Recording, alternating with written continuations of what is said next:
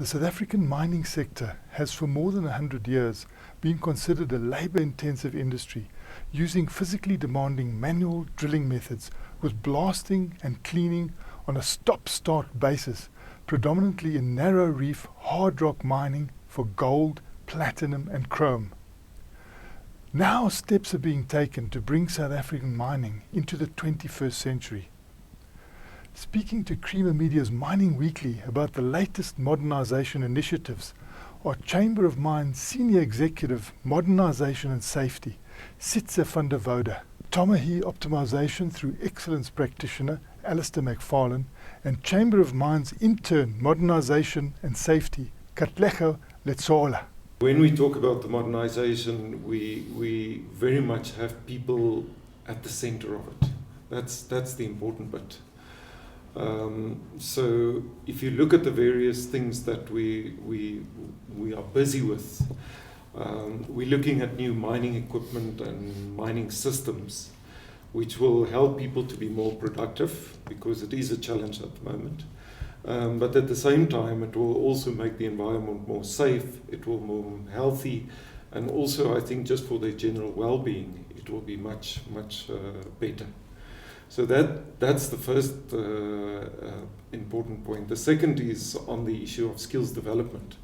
We'll have to put a tremendous amount of effort into developing new skills and upskilling of people. And that will then lead to better pay. And it will also give people plenty of opportunities for growth and also hopefully more personal fulfillment in the job that they're doing. So that is the second very important part. The third thing, if you look at it from a national perspective, the modernisation includes very widespread industrialisation,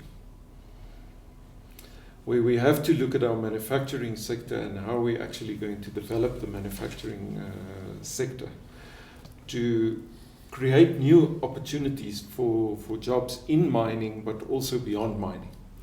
And then I think the last thing is about the whole issue of sustainable development.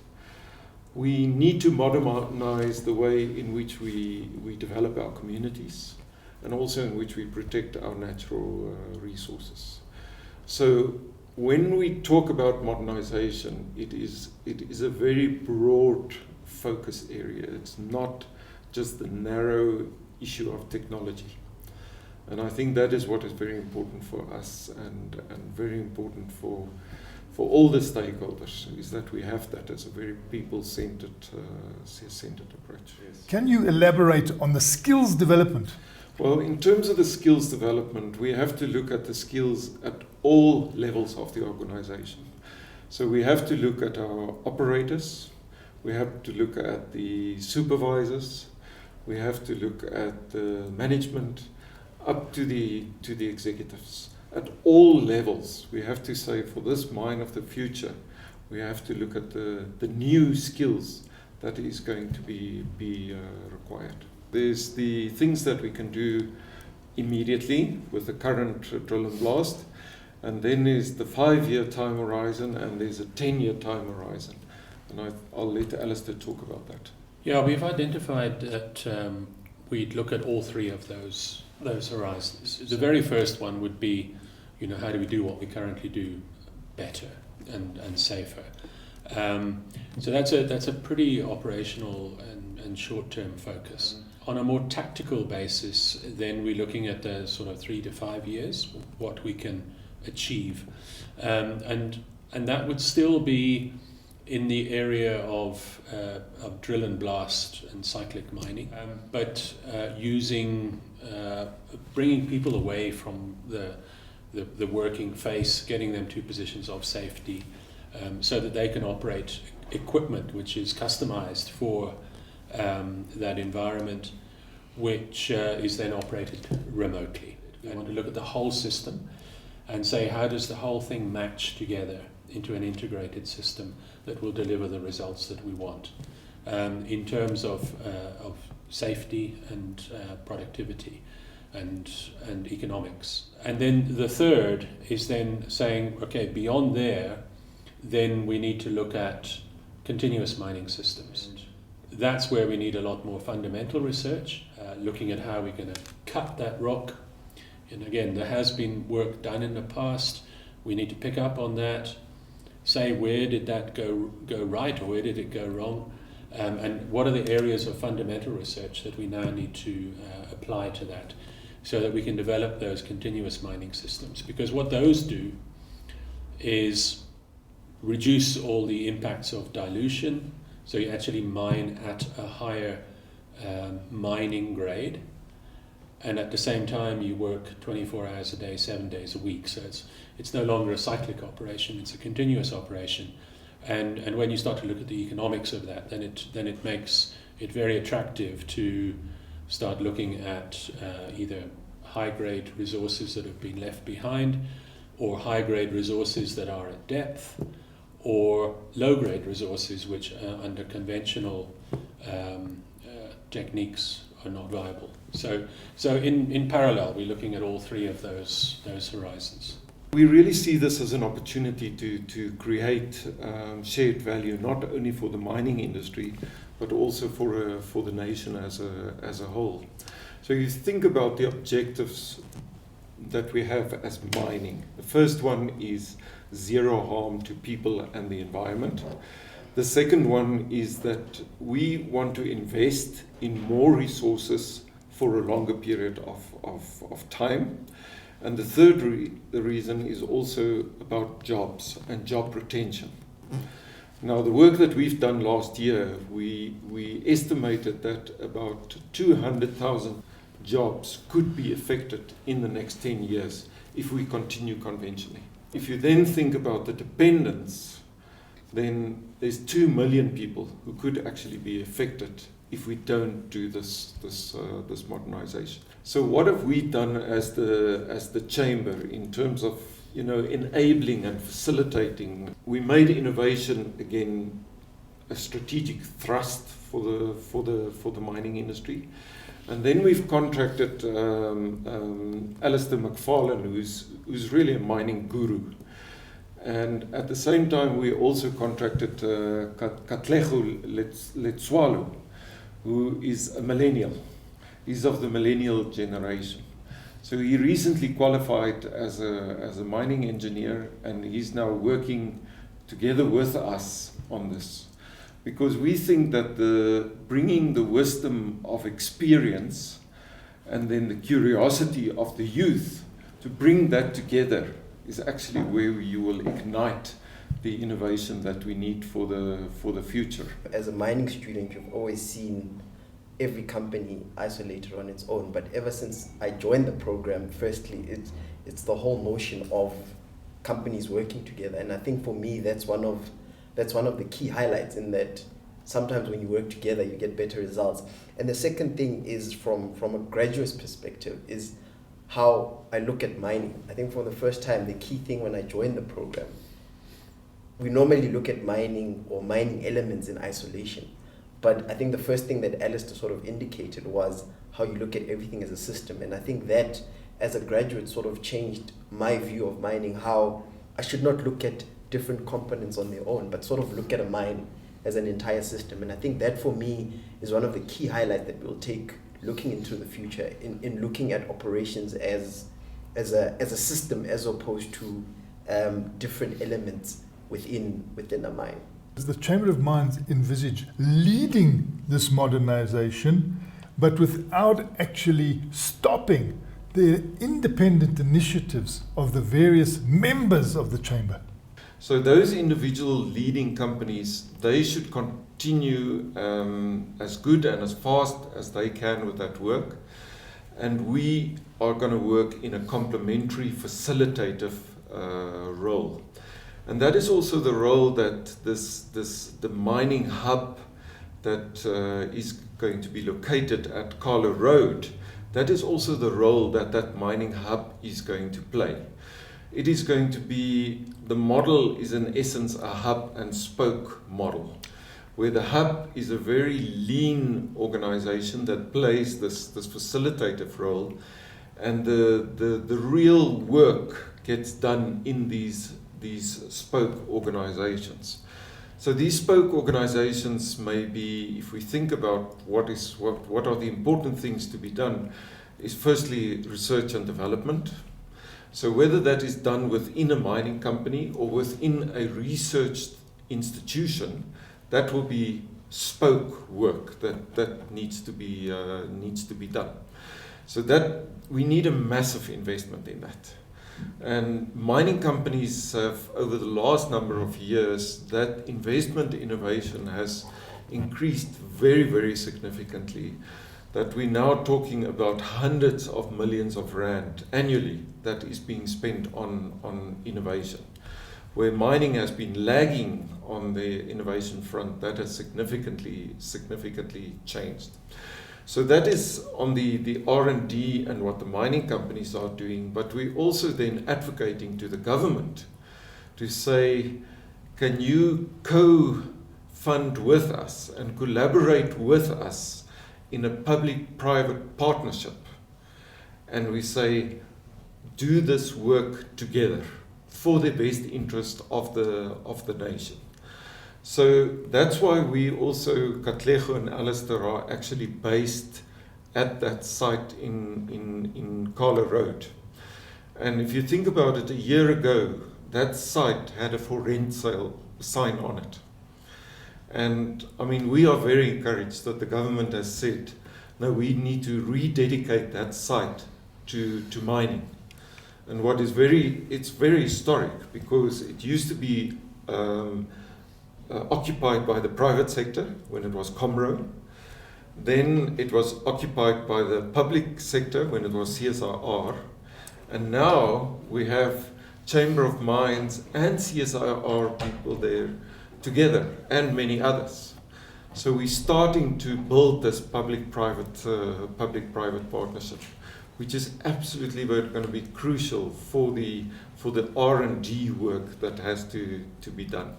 So that is the number one enabler for the modernization of the mining industry. The second important enabler is about the manufacturing sector. We need to develop our manufacturing sector so that they are globally competitive.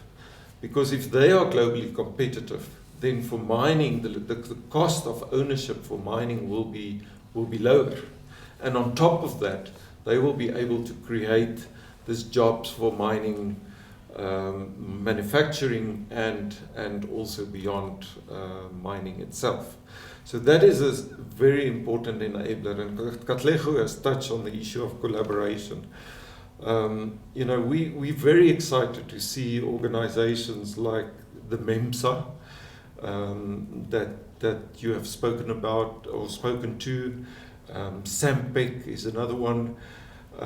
This manufacturing organizations that are clustering themselves together and saying, we want to be part of this new future of mining. So that is the second critical enabler. The third critical enabler is the issue of skills development. So there the universities have to play a role, the TVET colleges have to play a role.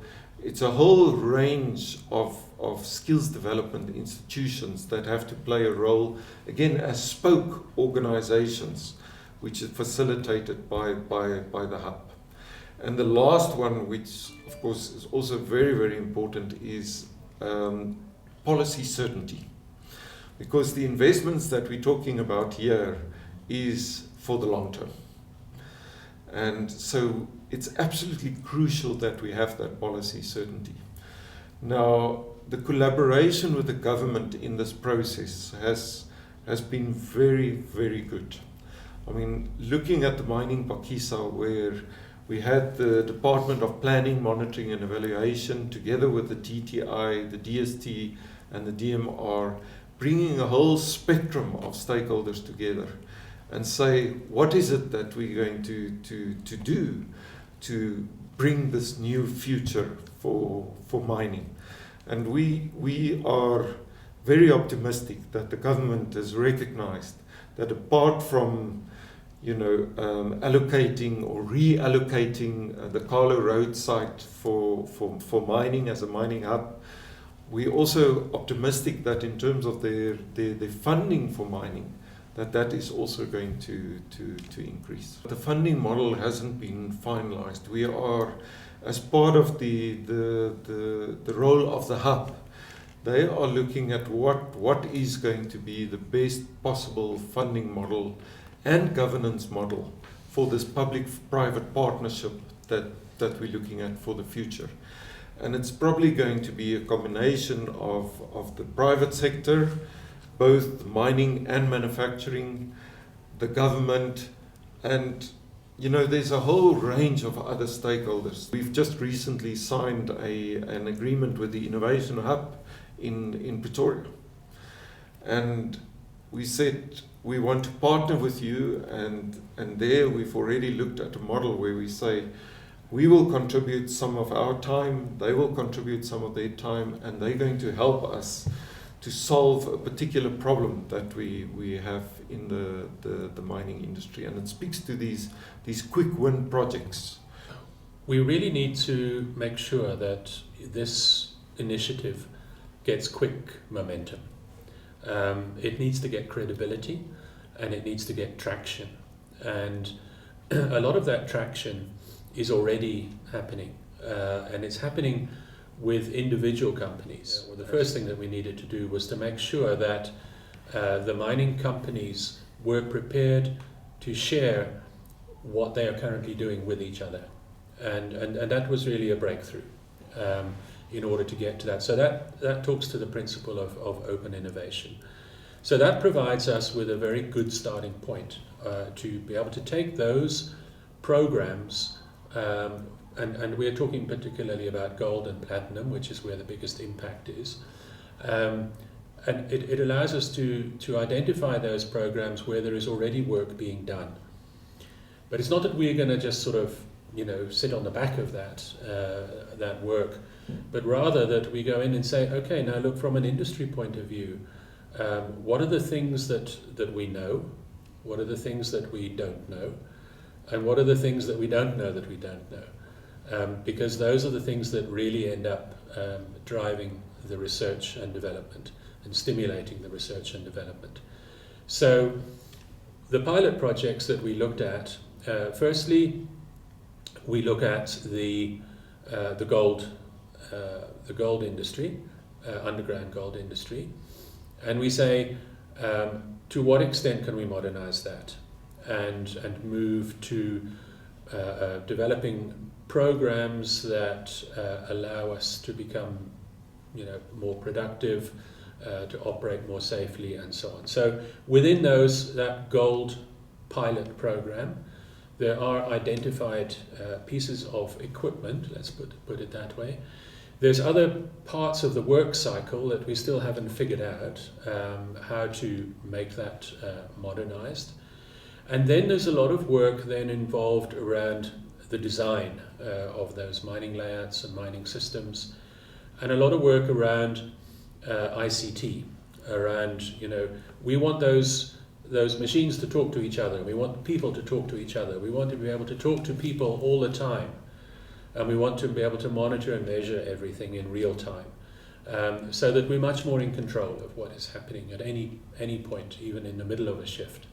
And then we got the equivalent in the platinum side of the business, where probably they're a little bit further ahead, but again there's a lot of work still required to make that complete. So those two provide fairly much early traction, that we can work in this collaborative way. The mining companies involved and the OEMs and so on will then all be part of something that is a collective, and where we can then, with the funding, we can look at leveraged funding and accelerated research and development on the things we need to research. But neither of those things would be worth doing if you don't know where the ore body is, because you're not going to go and put a lot of capital into an existing operation or even contemplate opening new operations if you don't know where the ore body is, because that capital will be wasted. So that's the real sort of spearhead pilot project, is what we call advanced ore body knowledge. So we need to be able to know where that ore body is precisely, from a range of 4 kilometers right down to maybe 1 meter. So we know in advance where it is, and we can plan better, and we can then make these modernized systems more effective, and of course a whole lot safer as well for the people that are going to be operating those systems. So those are the 3 initial pilot projects that we've taken on board because of the traction that we can get. And then in the meantime, that allows us then, as we settle down, to get our ducks in a row with the other 2 projects, which is the one merely making what we currently do a bit better, and the other one being the continuous 24/7 mining, the real stuff for the future. Safety is also a crucial part of this. We don't want people going to work to die. With modernisation, what sort of safety will come, and are there any trends that are showing us that people will be taken out of the vulnerable areas? When we did our preparatory work, going into the mining Phakisa, one of the things that became very apparent in our analysis was that mines that are more mechanized in the way that they do things are the ones that win the safety prizes. And so there's a definite trend there in terms of health and safety. Now, therefore, as a prime mover of what we want to do, we need to develop systems that will get people away from the areas where they currently get injured. And in order to do that, we need to do the drilling aspect of the cycle and the support in the cycle, the putting in of support, whether it's roof bolts or backfill or whatever it is. We need to be able to do that work from a safe position, and that means that we need that equipment that is in there to be maneuverable enough that it can operate in low widths and can operate in undulations and so on, and in a rugged environment, and that it can then position itself. The drilling can be accurate, and that will rely on mechatronics and robotics and information systems. So I think that really is the initial thrust, is to be able to get to that situation. Which is the one where we can mine more effectively, we can get people away from the danger areas, and those people at the same time will be then upskilled. That was Creamer Media's Mining Weekly Online, in discussion with the Chamber of Mines and its contractors on the modernisation of the South African mining industry and the opportunities this will bring to extend mine life, grow the economy, and make sure that mine safety is enhanced.